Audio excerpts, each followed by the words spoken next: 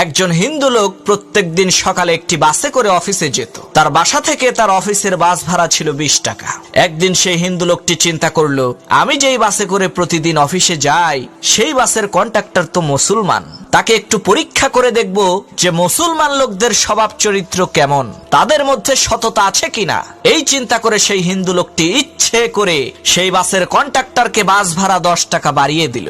এখন বাসের কন্ডাক্টর কিন্তু বুঝতে পেরেছে যে ওই হিন্দু লোকটি ভুল করে 10 টাকা বেশি দিয়েছে।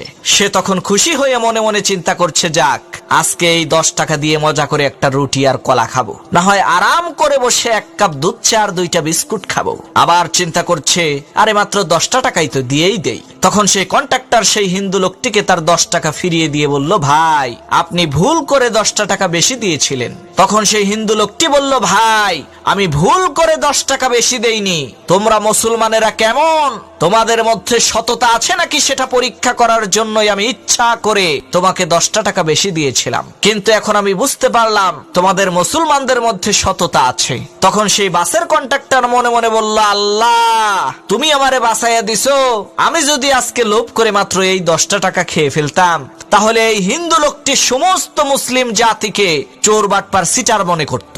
আল্লাহ তুমি আমার সম্মান রক্ষা করছো।